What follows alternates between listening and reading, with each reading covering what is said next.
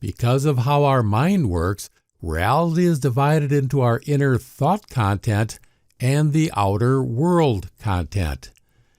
This division separates us from the world and drives our desire for knowledge. Unity is restored when we combine our thought with the observed world in our own way to reveal the true nature of the world.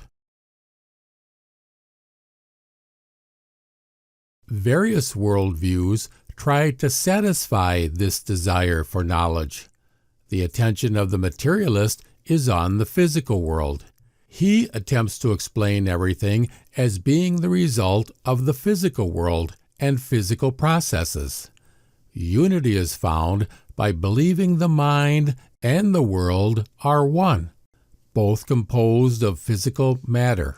Thinking takes place in the brain, much like digesting takes place in metabolic organs.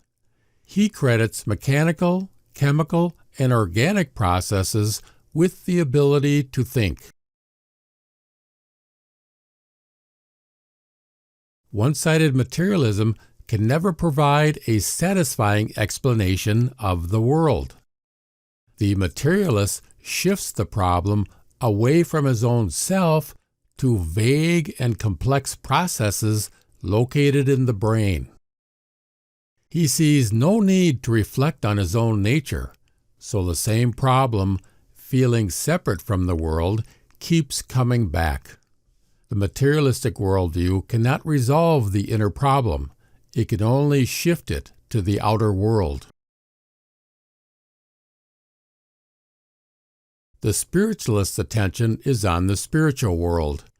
The spiritualist finds unity by denying that the physical world has any independent existence. The world is merely a product of mind, the self. He imagines the whole phenomenal world to be nothing more than a fabric woven by mind out of itself. The otherworldly spiritual theory he works out for himself never contains the physical world.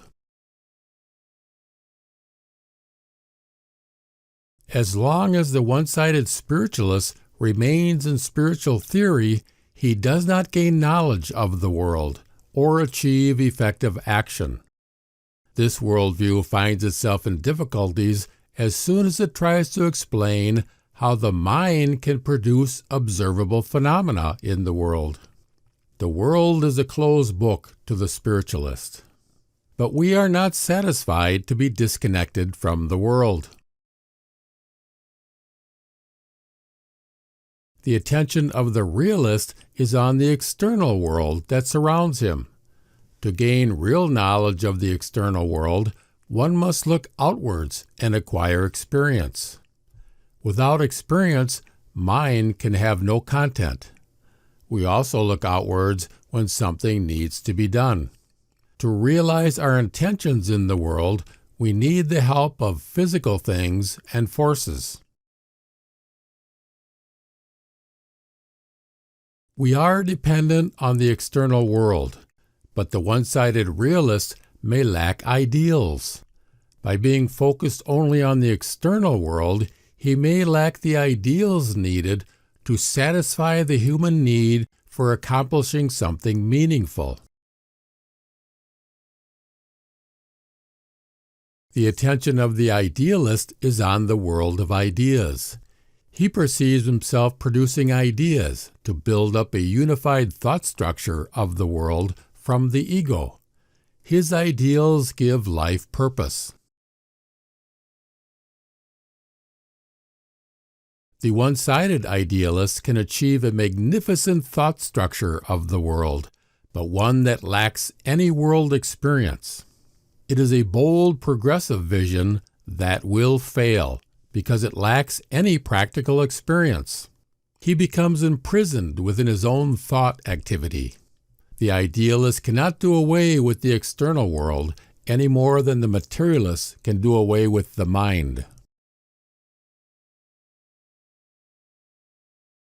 Contrary to all these theories is a fact that must be emphasized. It is in our own consciousness that we first encounter the basic and primal polarity. It is we ourselves who break away and contrast ourselves as self in opposition to the world. Therefore, it is up to each one to resolve this conflict within themselves.